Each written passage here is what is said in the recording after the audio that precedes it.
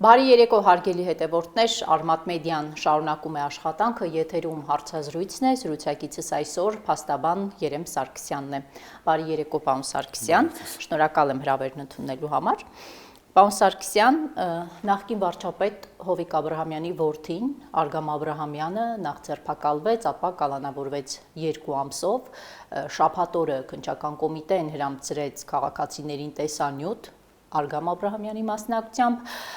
պարոն Աբրահամյանին առաջադրվել է մեղադրանք, սպանության պատվեր և Արգամ Աբրահամյանը չի ընդունում մեղադրանքը։ Առհասարակ քննչական կոմիտեի տարածած հաղորդագրությունը, տեսանյութը արդեն մի քանի օր է շատ ակտիվ քննարկվում է, քննարկումները հասել են նաև արդեն ազգային ժողով։ Ձեր գնահատմամբ ինչ է իրականում տեղի ունեցել, ինչու հիմա նախ քննչական կոմիտեն որոշեց նման նյութ հրամցնել ժողովրդին, եթե այնինչ տեղի է ունեցել ավելի վաղ։ Ասեք, նախ կուզենամ այդ քննչական կոմիտեի հրապարակմանը, դրա բովանդակության եւ ձևին անդրադառնամ։ Ես կարծում եմ, որ որքան էլ հիմա շատ ակտիվ քննարկվում է այդ հարցը, բայց ինքը բավականին քիչ է քննարկվում, որովհետև սա այնպիսի կարևորության հարց է, անձերին թողնենք մի կողմ, այստեղ կարևոր չեն ում հետ է կապված սա։ Կարևորը թե պետական մարմինը, քննչական մարմինը, որը որ օրենքով իրավասություն ունի անձնական կյանքի վերաբերյալ տվյալներ ստանա, դա որոշել է, որ հրապարակի։ Դա բացարձակապես անթույլատրելի է, որովհետև ինչա տեղի ունենում։ Ես պետք է սա հստակ ներկայացնեմ, որպեսզի բոլորի համար պարզ լինի։ Քննչական մարմինը իրավունք ունի օրենքով ցանկացած տեսակի գործողություններ կատարել։ Այդ թվում պատկերացրեք, հանձնած բնակարաններում կարող են ներքին դիտում կատարել, տեսախցիկներ դնել, տեսանյութեր ունենալ, այսինքն կանչել անձին հարցաքննության, հարցնել իր անձնական հարաբերությունների մասին եւ այլ եւ այլ։ Եվ այս պայմանները, երբ որ տրված է օրենքով այդ հնարավորությունը, օրենքը երբևէ չի նախատեսել եւ չի էլ կարող նախատեսել, ավելին արգելել է, որ այդ տվյալները հրապարակվի։ Այսինքն պատկերացնում եք, անձին կանչում ենք հարցաքննության, ասում ենք դու օրինակ ինչ հավատք ունես։ Գործի համար ենթադրենք կարևոր է։ Կամ հարցնում ենք ում հետ ինչ տեսակի հարաբերություններ ունես։ Եթե մեկ այլ իրավիճակում, ենթադրենք նույնիսկ իր ամենամտերիմ անձանց ինքը դրա մասին չի ասի, օրինակ քննիչը նախազգուշացնում է սուտ ցուցմունք տալու համար նախատեսած քրեական պատասխանատվության մասին, օրենքի ուժով պարտադրում է, որ դու դա իրեն ասես։ Պատկերացեք, այդ տեղ վերցնում է ու հրապարակում է։ Թե ինչի համար են հրապարակում, դա որևէ կերպ չի կարող այստեղ իրավաչափ նպատակ ունենալ։ Այսինքն այս դեպքում կոնկրետ դա է տեղի ունեցել։ Հիմա սրան կանդրադառնեմ, ես փորձեցի մի քիչ ավելի պարզ ներկայացնել, այսինքն ինչ անենք, գնանք անձանց բնակարաններում ներքին դիտում կատարենք, անձնական կյանքի ամենանեղ մանրամասների վերաբերյալ ասենք տվյալներ ունենանք, հետո դրանք հրապարակենք, ասենք դա այսպեսի բան է եղել։ Այսինքն Արգամ Աբրահամյանի տանը ներքին դիտում է տեղի ունեցել։ Չէ, սխալողությամբ են գնում։ Խնդիրը դրանում չէ, հիմա ձեռևս ցույց եմ տալիս, թե ընդհանրապես քննչական մարմինը ինչեր կարող անել, ինչ լայն գործիքակազմ ունի եւ ինչ կարող է իմանալ։ Այս պարագայում մենք ընդհանրապես չենք ընդունում այս փաստերը, այսինքն այստեղ կարևոր չի դա ճիշտ է թե սուտ։ Դա դեռևս պետքա պարզվի, պետքա քննարկման առարկա դառնա, դատարանները պետքա որոշեն։ Այս հանգամանքները ընդհանրապես իրականության հետ այս բան կապ չունեն եւ սա ընդհանրապես քննչական մարմնի վարկածն է։ Օրենքի տեսանկյունից սա քննչական մարմնի վարկածն է, որը իրենք որպես հաստատված փաստ այլևս ներկայացրել են, հանրության շրջանակում նման մեծ լայն ծավալի քննարկման առիթ են դարձրել եւ տարբեր մեկնաբանություններ դրական եւ բացասական ստանում ենք, սրանով թիրախավորվում են կոնկրետ անձինք։ Այսինքն այստեղ չի կարող քննչական մարմինը պատճառաբանել, թե որ իրավաչափ նպատակի համար, որ շահի համար է ինքը որոշում։ Դավանանքի ազատության վերաբերյալ անձնական կյանքի վերաբերյալ տվյալը հրապարակել, անձնական կյանքի վերաբերյալ տվյալը հրապարակել, այսինքն ում հետ ով ինչ հարաբերություն ունի եւ այլ եւ այլ։ Նորից դա չի նշանակում, որ դա հաստատված փաստ է։ Սա իրենց վարկածն է, բայց նույնիսկ եթե դու վարկած ունես, նույնիսկ եթե նման տվյալ ես ստացել, օրենքը քեզ արգելում է նման տեղեկատվության հրապարակումը։ Դա որ լավ ավելի մանրամասն ուսումնասիրության առարկա դառնա, կարող է քրեական օրենսգրքով նաև արգելված առարկել մեր շարունակի։ Այդ դեպքում ինչու գնաց քննչական կոմիտեն այս քայլին եւ հիմա այս փուլում։ Ես չեմ կարողանում հիմա հստակ հասկանամ քննչական կոմիտեն ինչի է գնացել այս կոպտագույն սխալին։ Արդյոք իրենք դա հասկացել են թե չէ, վստահ եմ, որ պետք է հասկանան։ Չի կարող չհասկանալ, որովհետև միջև այս պահը Մենք բազմաթիվ նմանատիպ գործերի տեսել ենք եւ երբևէ այս աշճանի մանրամասներ անձնական կյանքի վերաբերյալ քննչական կոմիտեն չի հրապարակել։ Եվ իրենք մշտապես հենց նախաքննական գաղտնիք, իհարկե սա այդքան էլ նախաքննական գաղտնիքի խնդիր չի, ինչքան անձնական կյանքի գաղտնիության վերաբերյալ խնդիր է։ Այս իրավունքը այնքան բարձր արժեք ունի, որ նախատեսված է սահմանադրությամբ, որ նախատեսված Եվրոպական կոնվենցիայով, այսինքն ինքը այդ հիմնարար արժեք է, հիմնարար իրավունք է, որի խախտման իրավունքը պետական մարմինները չունեն։ Տեսեք, պարոն Սարգսյան, հիմա շատ է քննարկվում երկու դետալ։ Գագիկ Ծառուկյանի դուստր Էմմա Ծառուկյանը կապ է ունեցել կրոնական կազմակերպության հետ։ Հիմա սրա վերաբերյալ դուք ինչ տեսակետ կամ ինչ դիրքորոշում ունեք։ Եթե կապ է ունեցել, դա իրավունքի խախտում չէ, այո, մարդը կարող է եւ կապ ունենալ։ Հիմա սա դարձել է քննարկման առարկա, կապ է ունեցել կրոնական կազմակերպության հետ, գումարներ է փոխանցել այդ կազմակերպության հովին եւ շատ է քննարկվում քննչականի տարածած հաղորդագրության մեկ ձևակերպում, այլ հարաբերություններ, դա ինչ է։ Նորից, սա իրավունքի խախտում է։ Անձը իրավունք ունի, ազատ դավանանքի իրավունք ունի սահմանադրությամբ, թե որ կրոնական կազմակերպությանն է հարում, դա իր ազատ իրավունքն է։ Այստեղ նորից, երբ որ հաստատված է թե հերքված, ոչ մի նշանակություն չունի։ Որտեղ, այո, իրավունքի խախտում չկա։ Այստեղ ոչ թե ինքս փաստ ընդունում եմ, հերքում եմ եւ այլն, ես ուզում եմ ցույց տալ այս երևույթի ակնհայտ անօրինական լինելը։ Այսինքն Այն չի, որ եթե հաստատված փաստ է, դուք իրավունք ունեք հրապարակել, եթե հաստատված չի, չունեք։ Ուրեմն հաստատվածն էլ չհաստատվածն էլ իրավունք չունեք, որովհետև դուք անձի վերաբերյալ պաշտոնական մակարդակում տեղեկատվություն եք տալիս։ Եթե հաստատված է, առավել եւս, այսինքն դուք իմանալով այդ գաղտնիության իրավունքը, դուք դրա մասին հրապարակում եք անում, բայց նաև չհաստատվածը դուք հիմա թիրախավորում եք, 5-6 տարի քննարկման առարկա եք դարձնում կամ մի տարի, 5 ամիս, հետո դատարանը օրինակ որոշում է, որ այս ամեն ինչը ճիշտ չէ, չի հաստատվում։ 2 տարի հետո, որ դա դատանը պարզի, որ հաստատված չի, կարողանալու ենք հետ բերել այսօրվա այս հոգեբանական ծանր վիճակները, այս թիրախավորումը, այս հանրային մեկնաբանությունները, 2 տարի հետո կարող ընդհանրապես այդ հարցը որևէ մեկին չհետաքրքրի, իսկ հիմա մենք տեսնում ենք, որ թիրախավորված, երևի մենք լրահոսը որ թերթում ենք, 60-70% այս հարցի քննարկումն է, եւ մենք պետք է հասկանանք, որ այդ քննարկման հետևում կենթանի մարդիկ են կանգնած։ Այդ քննարկումները վերաբերում են այդ մարդկանց, ու դա ստեղծվել է քննչական կոմիտեի հայտարարության հիման վրա։ Այստեղ է նրբությունը, որ պետությունը չի կարող այդ քաղաքացիների նկատմամբ նման վերաբերմունք ունենա անկախ անձի թե ում դուստրն է, ում հետ կապ ունի եւ այլն եւ այլն։ Դու պետք է ծայրահեղ զգուշ լինես, որպեսզի որևէ տեսակի անհանգստություն, չգիտեմ, վիրավորական կոնտեքստ կամ ասենք հանրության շրջանակում չստեղծես թիրախավորում։ Սա ես ուզում եմ որպես Հայաստանի Հանրապետության քաղաքացի ասել, որովհետև պատկերացրեք, որ հաջորդ օրը, եթե սա նորմալ երևույթ դառնա, այսինքն օրական բազմաթիվ քրեական գործեր կան, որոնք որ անձնական կյանքի վերաբերյալ տվյալներ են պարունակում։ Եթե սովորական լինի, ուրեմն քննչական կոմիտեն բոլորով կարող է հրապարակումներ անել, եւ այդ բոլոր անձինք պետք է իմանան, որ պետությունը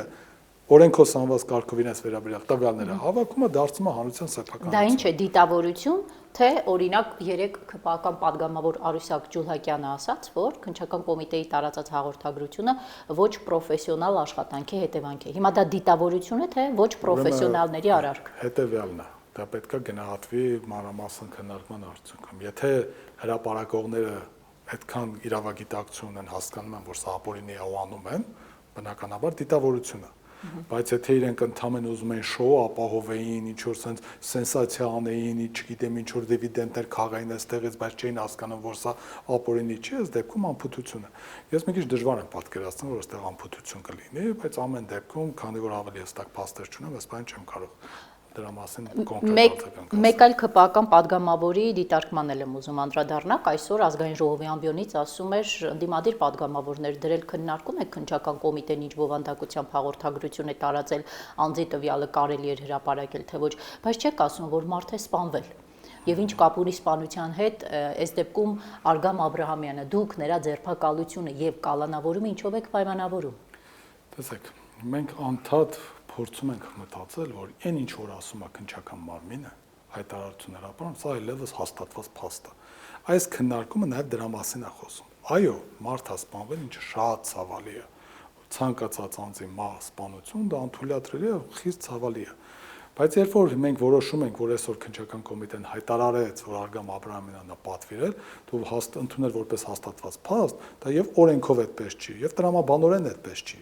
Դա դատանը պետք է որոշի։ Պատահական չէ, որ անմեղության կանխավարկածի մասին իրենք էլ են նշում անում։ Այսինքն, քանի դեռ դատանի օրինական ուժի մեջ մտած դատական ակտ չկա, այս հանցագործություն չի հաստատվել։ Հիմա ասել, որ դե որ դու մեղադրվում ես, ուրեմն քո նկատմամբ կարելի է ամեն ինչ անել, բռնություն գործադրելով ձերբակալել, չգիտեմ, նման հայտարարություններ անել եւ այլն, նորից օրենքի տեսանկյունից կարող է դատականության արդյունքում պարզվի, որ սա իրականություն չի հաստատվում։ Բա ո՞նց է հետ բերելու այս ամեն ինչը, ինչ որ հիմա ստեղծվում է եւ ինչ որ հիմա արվում է։ Այսինքն անձի պատիվ, հեղինակություն եւ այլ, դրա համար գոյություն է սովորական իրավական գործընթացներ։ Եթե քննչական կոմիտեն ցանկանում է հայտարարություն հրապարակի, ընդհանրապես պետք է ասի, որ գիտեք ինչ կա, այս ինչ անձը, եթե անունը չպետք է ընդհանրապես հրապարակվի, իրենք այով են անում եւ այլն, մեղադրվում է, ասենք, մեկ այլ անձի սպանության պատվերի մեջ։ Եթե ինչ որ չնչին մանրություն նրբություններ ուզում են ասեն, բայց դա ոչ մի կերպ չի կարելի կապել անձնական կյանքի եւ այլի տվյալների հետ։ Այսօր քննարկում կար, օրինակ, բան մոտիվը ոնց հրապարակեն։ Իսկ ով ասեց, որ մոտիվը պետք է հրապարակեն։ Իսկ ով ասեց, որ սպանություն պատվիրելու մոտիվը նկատի ունեն։ Հա, ասենք ինչի համար։ Իսկ ով ասեց, որ դա պետք է այս փուլում հրապարակվի, այդ ինչ անհրաժեշտություն է, որ։ Ասենք ով ասեց, որ ընդհանրապես այս գործի մասին պետք է հրապարակվի, ասենք բոլոր գործերի մասին հրապարակվում, հա։ Իհարկե ոչ, ընտրություն է կատարում, որը հրապարակվի, որը չէ։ Բայց երբ որ դուք սա ուզում եք հրապարակեք, որ այդ ծայրեղ զգուշ է պետք լինել, որ հետագայում այս անձանց իրավունքների հետ կապված խնդիր չլինի, որովհետև պետության համար առաջի խնդիրը նույնիսկ հանցագործության մեջ մեղադրվող անձի պարագայում առավել զգուշորեն եւ նրա իրավունքների պաշտպանությունն է։ Դու չես կարող ասել, դե որ մեղադրվում ես, ուրեմն քո հետ ինչ ուզեն կանենք։ Որովհետեւ երբ որ գալիս ես ձերբակալման եւ տեսնում են կադրերը, որ բնակարանում գետնին պարկացած վիճակում ձեռնաշխտաներ են հագցնում, ես ոչ մի կերպ չեմ կարողանում հասկանալ, թե ինչի է ԱԱԾ-ականը ծունկը դնում գլխին այդ ընթացքում։ Ոչ մի բան չի անում, չի շարժում եւ այդ ծունկը դնում է գլխին սխնում, ինչի համար։ Այդ նպատակը ո՞րն է դրա։ Այդ տեսանյութը հրապարակել տարածել է, որը որ նաև անձի բնակարանի մեջից է կադրեր հրապարակում։ Մենք ինչ իրավունք ունենք, օրինակ քննչական կոմիտեն մտնի անձի բնակարան, տեսանկարանում անի, այդ տեսանկարանումը տա։ Օրինակ ով կա այս Հայաստանի Հանրապետությունը, որ ուզում է իր բնակարանի օրինակ ամբողջ այդ պատկերը հրապարակվի։ Մարդ կա ուզում է, մարդ էլ կա չի ուզում։ Այսինքն ինչի պետք է առանց այդ անձի համաձայնության դու բերես այդ կադրերը հրապարակես, ով է թույլ տվել։ Այսինքն տեսեք, հիմա երկու ֆրոնտով աշխատանք է ստացվում։ Մի դեպքում քննչական մարմնի գործողություններն են դառնում արդեն բողոքարկման առարկա, մյուս դեպքում առաջադրված բուն մեղադրանքը։ Դե մեղադրանքը միանշանակ մենք որպես անհիմն են գնահատում, այս ուղղությամբ բնականաբար քննությունը կատարվի, եթե գործ ուղարկվի դատարան, այլ դատաքննություն կլինի, այնտեղ այս կապակցությամբ մենք մեր պաշտպանությունը կիրացնենք, բայց այստեղ կարևոր մի հանգամանք կա։ Այն որ իբրև թե Արգամ Աբրահամյանը պատվիրել է այս սպանությունը, որպես վարկած քննության առարկա է եղել դեռևս 2023 թվականից։ Պարզ է, չէ՞, որ ամբողջ ծավալով քննել են։ Ոչ մի բան չեն հայտնաբերել, սպանությունների գործով առավել մեծ ռեսուրսներ են ծախսվում, դրան ներգրավում են բոլոր գաղտնի ծառայությունները, հնարավոր բոլոր եղանակներով ինչ որ քննություն են անում, որ մի ապացույց ձեռք բերեն։ Հիմա այս ամբողջ միջև 26 թվականը ոչ մի ապացույց ձեռք չեն բերել, եւ այն ժամանակ գործը առանձնացված կոնկրետ սպանություն կատարողի մասով ուղարկվել էր դատարան իր կողմից իր անձնական պատճառներով սպանությունը կատարելու մասով։ Հիմա 3 տարի հետո այդ ամբողջ ընթացքում 3 տարվա ընթացքում Արգամ Աբրահամյանը հարցաքննվել է թե ոչ, որևէ կարգավիճակ ունեցել է թե ոչ։ Ամենասկզբնական փուլում հարցաքննվել է, բնականաբար հերքել է, որևէ ապացույց էլ չկա, չէր կարող լինել իր մասնակցության հետ կապված եւ այլն, հիմա եթե ինչ որ մարդիկ ինչ որտեղ բան են խոսել, դա վարկած է քննարկվել, հասկանում եք, այս գործի մեջ այնց աբսուրդ վարկածներ կա։ Օրինակ ինչպիսի։ Ես չեմ կարող հիմա նախաքննական տվյալը հրապարակել, բայց այնպիսի աբսուրդ վարկածներ կա, որ ինչ որ մեկը իր վառ երևակայության արդյունքում ինչ որ վարկած է ասել, այդ վարկածը բնականաբար քննիչի կողմից պետք է քննության առարկա դառնա։ Չի կարող օրինակի համար, չգիտեմ, ենթադրենք այլ եկեղեցականի հետ ինչ որ հարաբերությունները, օրինակ սպանվածը խնդիր է ունեցել։ Հիմա դրա հետևանքով կարելի է մեկը մի բան մտածի, մեկը հիմա չեմ ուզում ավելի մեկնաբանել, դրան հետագայում կանդրադառնանք, բայց ամբողջ ասածս այն է, որ եթե կա որևէ վարկած, այդ վարկածը շուրջ քննություն պետք է կատարվի։ Հիմա ժամանակին գուցե ինչ որ մեկի հիվանդ երևակայության արդյունքում որոշել է որ արգամի մասին նման բան ասի, այն ժամանակ այդ վարկածը քննել են, ոչ մի բան չի եղել բնականաբար։ Բա ինչ եղավ որ հիմա եկա։ Այ հենց էս է ամբողջ հարցը, մենք էլ ենք այդ հարցը ուզում հասկանալ։ Ինչ եղավ որ 2026 թվականին գործն էլ դատարանում քննվում է, հանկարծ որոշվեց որ նման բան։ Եվ ես սա կարող էի հասկանալ, եթե օրինակ դատարանում կալանքի միջնորդության ժամանակ այնպեսի նոր տվյալ ներկայացնեին, որը որ նախկինում չի եղել, նոր են ձեռք բերել, կհասկանայի, որ դե հիմա նոր տվյալ են ձեռք բերել քննության արդյունքում։ Կա այդպիսի տվյալ ինչ որ վկայություն, ցուցմունք։ Կալանավորման միջնորդության եկից նյութերում բացարձակապես այդպիսի տվյալ չկա, որը որ նախկինում չի եղել, հիմա կա։ Այդ դեպքում կալանավորման հիմքը ո՞րն է ըստ իրավապահների։ Կալանավորումը տեսեք, այստեղ խնդիր ուրիշ բանում է, դատարանը ընդամենը շատ ցածրշեմ դիտարկում է հնարավոր է արդյոք որ Արգամ Աբրահամյանը կարող է առնչություն ունենալ սպանության հետ, դատարանը ոչ միտեղ չի դիտարկում մեղավոր ես, մեղավոր չես, ինքը ընդամենը սա դիտարկում է, դրանից հետո էլ ասում է դե կալանավորեն որ հանգարց չխոչընդոտվի գործի քննության եւ այլ։ Իհարկե դատարանի որոշումը մեր պատկերացման գնահատմամբ եւս անհիմն է, որովհետեւ այն ինչ որ տեղի ունեցավ դատարանում, մենք ինչ որ փաստեր ներկայացնում ենք եւ ինչ որ հարցեր ենք տալիս, դրա պատասխանները քննչական մարմինը չէր կարողանում ներկայացնել, որովհետեւ չունեն։ Հիմա իրենք նույն փաստերը նախկինում գնահատել են, որ բավարար չի, այսօր նույն փաստերը գնահատում են, որ բավարար է։ Բա երբ մեղադրող կողմին հարցնում եք ինչու, ինչ է ասում։ Տեսեք, քանի որ խնդիրը այնպես է, որ իրենք հաճախ այդ հարցերին չեն պատասխանում եւ նման ուղիղ կարգել չկա, որ այդ հարցու պատասխանը անենք, իրենք խուսափում են այդ ամեն ինչից, բայց այնուամենայնիվ դատարանում կալանքի միջնորդության ժամանակ որոշ հարցեր մենք իրավունք ունենք տալու եւ այդ հարցերը երբ որ տվել ենք, տեսնում ենք, որ այս տվյալները նախկինում եւս եղել են։ Եվ հիմա այդ հարցը դատարանը պետք է հետագայում քննարկի, թե արդյոք նույն փաստերը, որ նախկինում չեն գնահատել բավարար, հիմա գնահատում են, դա իրավաչափ է թե չէ։ Մեր գնահատմամբ ակնհայտ իրավաչափ չի, եւ սա կամայական մոտեցում է։ Դու չես կարող այսօր որոշել, որ այս 5 փաստը բավարար չի,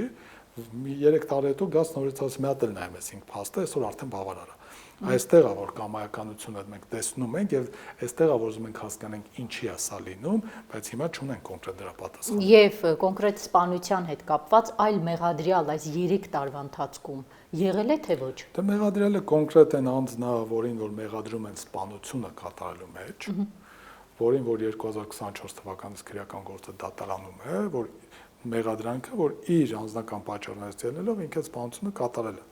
Հիմա այդ անձն մեղքը չի ընդունում, բայց առնվազն կա մեղադրյալ, որ պետությունը որոշել էր, ունենալով նաև Արգամ Աբրահամյանի։ Ես նկատի ունեմ Արգամ Աբրահամյան եւ նրա օգնական, թե ասում են, որ նրա անվտանգության աշխատակից երկուսից զատ այս 3 տարվա ընթացքում որևէ այլ անուն եղել է թե ոչ։ Իսկ դուք քաղաքական տողատակ տեսնում եք այս ամեն ինչի հիմքում։ Եթե նոր փաստ իհաճ չի եկել, նոր ցուցմունք տվող չի եղել եւ այլն, հետեւաբար քաղաքական տողատակ կա թե ոչ։ Ես կամայականություն եմ տեսնում։ Ես տեսնում եմ, որ նույն փաստերը տարբեր ժամանակահատվածներում տարբեր կերպ են գնահատում։ Սա նշանակում է, որ պետք է ունենա դրդապատճառ, թե ինչ են այդպես անում։ Անկեղծ ասած, այս պայտերությամբ այդ դրդապատճառը չեմ կարողանում տեսնել Արգամ Աբրահամյանի պարագայում։ Կարող եմ շատ բան մտածել եւ հետեւություններ անել, բայց կարծում եմ, որ վաղ ժամա դրա մասին սպայն որևէ հայտարարություն անելը ցանկալի կլինի, որ մի քիչ ավելի հստակ պատկերացումներ ունենանք, որ դրա մասին կանդրադառնանք։ Եվ քննչական կոմիտեի գործողությունները արդյոք նաև դուք պատրաստվում եք բողոքարկել եւ նրանց գործողությունները հասցնել միջազգային հարթակներ, մարդու իրավունքներ, տարատեսակ կոնվենցիաներ եւ այլն, միջազգային իրավունքը դա լավ պաշտպանում է։ Հիմա հասցնելու եք մերոնց արարքները Հայաստանից դուրս բացատրեք ցույց տակ։ Գիտեք, բոլոր իրավական ընթացակարգերով այդ բողոքները ներկայացվում են, համապատասխան ընթացակարգերը Հայաստանի Հանրապետությունում անցնելուց հետո նաև եվրոպական դատարան կներկայացվեն, բայց այս հիմա մի շատ ավելի վատ երևույթի մասին եմ ուզում խոսել, որ վերջին շրջանում շատ խորացում է ստացել, ուրեմն ակնհայտորեն խոչընդոտվում են փաստաբանների գործունեությունը։ Օրինակ վկաների մասով, երբ որ գալիս են եւ իբր թե ծանոթագրով կանչում են, բայց փաստացի բերման են ենթարկում, երկար ժամանակ չեն ասում, թե այդ վկաները որտեղ են։ Այդ վկաներին ստիպում են, համոզում են, որպեսզի նրանք հրաժարվեն փաստաբաններից։ Փաստաբաններին չեն հայտնում անձանց գտնվելու վայրը։ Մենք ստիպված ենք լինում մարդու իրավունքների պաշտպանի գրասենյակ ազանգ տալ, նույնիսկ հաղորդում տալ հանցագործության մասին, այս ամեն ինչ հետ կապված, հետո ստիպված այնքան ժամանակ չեն ասում, տարբեր տեղեր են ասում, հետո ստիպված մարդու իրավունքների պաշտպանի արագարձագանքման խումբն է գալիս, տեղում որ բարձի։ Նպատակը որն է, որ դուք չարչարվեք ավելի դժվարությամբ կարողանաք պաշտպանություն իրականացնել։ Քանի որ փաստաբանի իրավունքը եւս հիմնարար իրավունք, առաջին իսկ պահից, երբ որ պետական մարմին հետ առնչվում ես, դու իրավունք ունես փաստաբան ունենալու։ Եվ երբ որ փաստաբանը գալիս է, քո իրավունքները սկսում են պաշտպանված լինել։ Իրենք սա լավ հասկանում են, եւ որպեսզի դու պաշտպանված չլինես, քո իրավունքները չկարողանաս հստակ գիտակցես եւ որոշակի առումով նաեւ ճնշման ենթարկվես, այդ ձևով իրենք կարողանում են ինչ որ ցուցմունքներ ունենալ, ինչ որ ապացույցներ ստեղծել, որոնք որ հետագայում իհարկե վիճարկման ենթակա են, բայց այս բանը իրենք իրենց համար այս խնդիրը լուծում են։ Նույնիսկ տեսեք, խուզարկության են գալիս, տեսախցիկով խուզարկություն են անում, անձը փաստաբան է ասում, այն բանը հասել է նրան, որ տեսախցիկի դիմաց քննիչը ասում է, որ դու փաստաբանի իրավունք չունես։ Հասկանում եք, այսինքն անձը պետական մարմնի հետ շփվելու ցանկացած պահի ունի փաստաբանի իրավունք, առավել եւս քննչական գործողություններ կատարելու ժամանակ։ Բայց իրենք այնքան են սովորական է դարձել, որ նույնիսկ տեսախցիկի դիմաց ասում են, որ դու փաստաբանի իրավունք չունես։ Կամ փաստաբանին զանգում են, զգուշացում են, ասում են անձը ներսից հրաժարվում է, չի ուզում փաստաբան ունենա, այնինչ հետո պարզում ենք, որ դա սուտ է։ Հիմա կոնկրետ ձեր օրինակով եթե ցույց տամ։ Այս օրինակով կարող եմ Գագիկ Ծառուկյանի վարույթից ձեզ հեռացրեցին։ Միտումը նպատակը այստեղ որն էր։ Տեսեք, Գագիկ Ծառուկյանի վարույթով ինձ հեռացրեցին կոնկրետ մի գործով, որը վերաբերում է Իրանի Իսլամական Հանրապետության քաղաքացիների կողմից դժոխք ճանաչված այդ գործով։ Բայց Գագիկ Ծառուկյանի վերաբերյալ մի քանի այլ մեղադրանքներ կան, որոնցով ես նրա պաշտպանությունը իրականացնում եմ, ավելին ասեմ, ամբողջ ծավալով նաև իրավաբանական օգնություն եմ տրամադրում Գագիկ Ծառուկյանին եւ տարբեր կազմակերպությունների նրա հետ փոխկապակցած։ Այսինքն,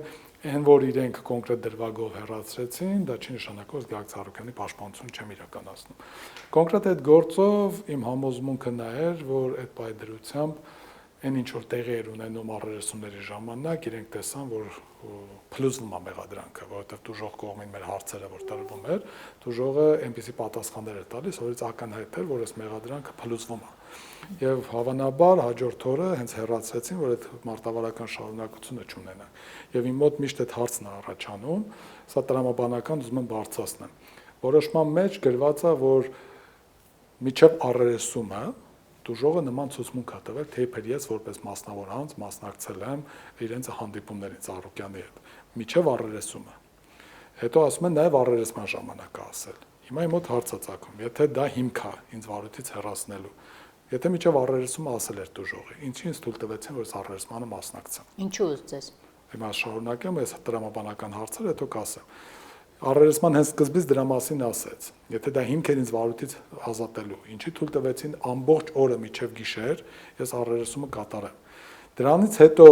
հաջորդ օրվա համար ինչի ինձ կանչեցին, որ մասնակցեմ առերեսման շարունակությանը, եւ ինչի հաջորդ օրը առավոտյան, երբ որ եկանք, պարզվեց բոլորի համար, որ ինձ վարույթից պետք է հեռացնեն, որովհետեւ նախկինում ցուցմունք է տվել իմ հետ կապված, որ ես մասնակից եմ եղել այդ process-ներին եւ նաեւ առերեսման ժամանակ։ Մի բան եթե հիմք էր, ուրեմն հիմք էր միջև առերեսումը։ Հետևապես ինչու։ Հետևապես հիմա դա եմ ասում, որ այն առերեսումը, որը տեղի ունեցավ, իրենց համար ակնհայտ որ ձեռնտու էր, դա փլուզում էր։ Ընդ որում ավելին ասեմ, նույն առերեսման ժամանակ դժողին ես ուղիղ հարց տվեցի, թե այդ քո ասած հանդիպումներին ես որպես ով եմ մասնակցել, եւ դժողը հստակ ասեց, դու իմ իմանալով եղել ես Հայաստանի Հանրապետության լավագույն փաստաբաններից մեկը եւ հանդես ես եկել որպես Գագիկ Ծառուկյանի փաստաբան։ Այսինքն եթե ես այդ հանդիպումներին մասնակցել եմ որպես Գագիկ Ծառուկյանի փաստաբան, օրենքն էլ ասում է փաստաբանին չես կարող որպես վկա հարցաքննել այն հարցերի շուրջ, որոնք իրեն հայտնի են դարձել որպես փաստաբան իրավաբանական օգնություն տրամադրելիս։ Ես Գագիկ Ծառուկյանին այս գործընթացի հետ կապված բացառապես իրավական օգնություն եմ ցուցաբերել, խորհրդատվություն եւ ծառայություն։ Եվ այս տրամաբանության մեջ ասել, որ դու ինչ որ շփումների ես մասնակցել, բայց ցանկացած անձի փաստաբան, այսինքն աշխարհը զարգացող աշխարհը գնում այն ուղղությամբ, որ խոշոր գործարարները նույնիսկ իրենք ոչ մի հիմնական հանդիպումներին չեն գնում, նրանց փոխարեն հանդիպումներին մասնակցում են իրենց փաստաբանները։ Ինչի, որովհետև այնտեղ հստակ իրավական հարցեր են առաջանում եւ այսինքն բանակցություններ են նույնիսկ, նրա փոխարեն փաստաբանն է իրականացնում։ Այսինքն այս կամ իր հետ միասին է մասնակցում։ Եվ դա ասել, որ դու գիտես ինչ կա այդ բանակցությունների փուլում մասնակցել ես որպես անց հետեւաբար դու փաստաբան չէր որպես վկա, դա իրականում բացարձակ սխալ է։ Հիմա գալով Գագիկ Ծառուկյանին ունեզրկելու գործընթացին, որը շարունակական է, հա, մի տեսակ կանգ չի առնում, սկզբից Արարատ ցեմենտ, հետո Երևանի կոնյակի գործարան, մուլտի վելնես, մենք հիմա տեսնում ենք նաև զարգացումներ մուլտի տրանսպորտի շուրջ, երեք պետական եկամուտների կոմիտեն հաղորդագրություն տարածեց, թե 1 միլիարդ դրամի հարկ չեն վճարել, հա, կասկածում են մուլտի տրանսպորտին։ Ունեզրկման գործընթացում իշխանությունը միջև որ կհասնի, եթե իշխանության ամենավերին ուղղակում գտնվողի կողմից կա քաղաքական հրահանգ դա անելու։ Այստեղ իրավունքը աշխատելու է թե ոչ։ Այդ բառը, որ ասում եք, կա քաղաքական հրահանգ, արդեն բոլոր հարցերի պատասխանները տալիս է։ Ուզում եմ հասկանալ իրավունքը եւ քաղաքական հրահանգը մրցակցության մեջ ով է հաղթում։ Պետք է հաղթի իրավունքը, եթե իրավունքի կիրառողները, օրենքի կիրառողները գործում են օրենքի հիման վրա։ Եթե քննիչը դատախազը դատավորը չեն գործելու օրենքով, ուրեմն ամենաապօրինի որոշումը կարող են կայացնել։ Իսկ այս ընթացքում մենք նման բազմաթիվ ապօրինի որոշումների տեսել ենք, այդ թվում միջև տուժող Գագիկ Ծառուկյանին մեղադրյալի վերածելը, այսինքն ասած ամբողջությամբ գործը պատտել, տուժողը, որ ակնհայտ Գագիկ Ծառուկյանն 14 միլիոն 500 հազար դոլարի գումար է կորցրել, հափշտակվել է, ասենք Իրանի Իսլամական Հանրապետության քաղաքացիների կողմից, այսօր նրանք են տուժող, Գագիկ Ծառուկյանը մեղադրյալ։ Բայց հիմա եկեք մի հատ ավելի ուրիշ հարց բարձրացնեմ, էլի։ Այսինքն մինչև 2026 թվականի այս ընտրությունները, երբ որ հրահանգ եղավ, որ պետք է Գագիկ Ծառուկյանի նկատմամբ sense գործընթացներ լինեն, այս պետական մարմինները ոչ մեկ չէին աշխատում։ Հա, ՊԵԿ-ը չէր աշխատում։ Այսինքն այս կազմակերպությունների հետ կապված այս sense հանցագործություններ էր կատարվում, ոչ մեկ չէր աշխատում, չգիտեին, որ sense բաներ կա, հա, այսինքն պարզ է, չէ, որ բոլորը հարկային ստուգումներ են արել բազմաթիվ, տարբեր քրեական վարույթներ եղել, քննություն, ստուգում եւ այլ, բոլոր տեսչական մարմինները ամեն մեկ իր գործն արել, նման բաներ չկային։ Մեկ էլ հանկարծ, sense մի հրահանգով, ամբողջ պետական ապարատը արթնացավ, որոշեց, որ ամեն մեկը իր ոլորտում հանցագործություններ է բացահայտում, միլիարդավոր դրամներ, կերներ միլիարդավոր դրամները պետքա ձևավորված լիներ տարիների ընթացքում։ Բայց տարիների ընթացքում դուք այսքան ստուգումներ եք անում եւ այլն, բա ոնց է որ չէիք հայտնաբերում։ Այսինքն մի հատ պետքա հետ գնան, հարկային ստուգումներ արած հարկային տեսուչներին տանեն կալանքի, որ տեսել են խախտումներ չեն արձանագրել։ Նոր կան հասնեն տեղ։ Խախտում չի տեսել, որովհետեւ այդ խախտումը չեղել։ Ինչ խախտում եղել է, դա տնտեսվարող սուբյեկտը կարող ունենա խախտումներ, եւ այդ խախտումների հետ կապված եղել են ընթացիկ գործողություններ։ Բայց այս գալու միանգամից տարիների ընթացքում գտնել միլիարդավոր դրամներ, հասկանում եք, ամեն ինչ կարելի է գրել։ Ամեն հիմնավորում կարելի է ձևացնել, մենք տեսնում ենք բազմաթիվ մեղադրանքներ, որ հետագայում դատարանում արդարացվում են, չէ՞ անձիկ։ Այսինքն հիմա էլ նույն ձևով, ասենք հարկային տեսուչը գալիս է, ասենք միլիարդավոր դրամների ինչ որ sense ֆանտազիաներով ինչ որ թվեր են նկարում, եւ այդ նկարները մի օր փլուզվելու է։ Այլ հարցը, որ եթե օրինակ կա հրահանգ, որ չփլուզվի, կարող է դատարանն էլ տեսնելով, որ փլուզված է, ասի, չէ, չի փլուզվել, ես հաստատում եմ։ Դրա համար մենք ներպետականները սպառելուց հետո նաեւ միջազգային կառույցներին կդիմենք եվրոպական դատարան, բայց արդյոք սա է իրավական պետության մոդելը։ Այսինքն մենք ուզում ենք ասել, որ մենք ուժեղ ենք, մենք ամեն ինչ կարող ենք անել, օրենքը կիրառողը մենք ենք, դատավորին էլ կասենք, քննիչին էլ դատախազին էլ ինչ կուզենք կանենք, դու էլ քաղաքացի թույլ ես եւ մենք քեզ կարող ենք դանել։ Այո, այդպես է։ Պետության մոտ, պետական իշխանության մոտ իր բոլոր քաղաքացիները եւ քաղաքացիների խումբը անզոր են, եթե օրենքը չի գործում։ Այն պայս սկսած, երբ որ օրենքը գործում է, քաղաքացին ամենահզորն է դառնում, որովհետեւ իր իրավունքները պաշտպանված են։ Հիմա եթե իրավունքը պաշտպանված չի, ինչ ուզում ես անում ես, որովհետև կիրառողն ես դու, այն չկիրառողին պատասխանատվության ենթարկողն ես դու, սխալ կիրառողին չենթարկողն ես դու, այսինքն այս իրավիճակում մենք տեսնում ենք, որ սա ժողովրդավարությունից եւ իրավական պետությունից հետ քայլ է։ Մենք տարիներ շարունակ հենց նույն ներկայիս իշխանությունը պայքարում էր, որ օրենք լինի, իրավունք լինի, այսինքն օրենքի գերակայություն լինի, բայց քանի դեռ իրենք չէին օրենքի կիրառողը։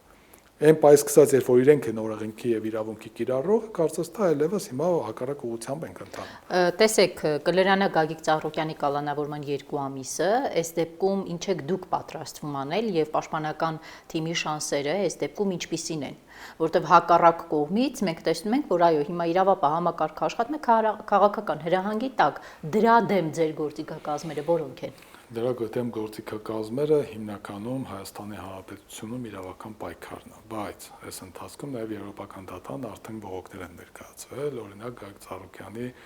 ձերբակալման մասով, այդ անհամաչափ ուժի կիրառման մասով,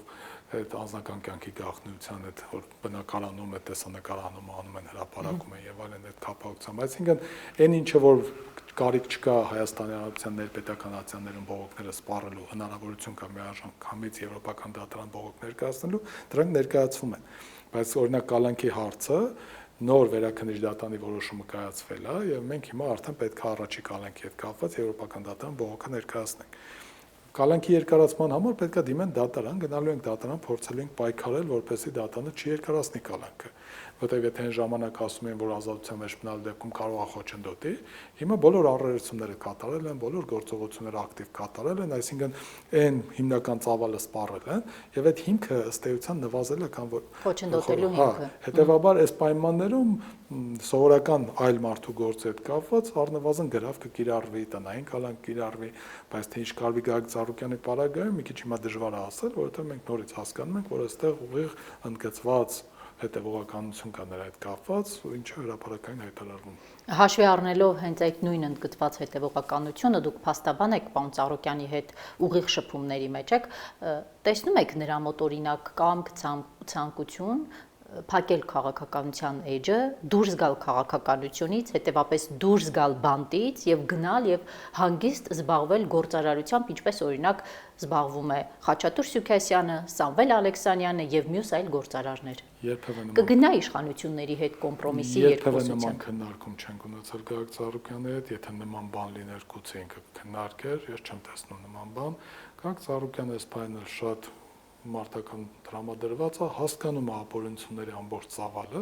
բայց նաև որևէ կերպ ընկճված չի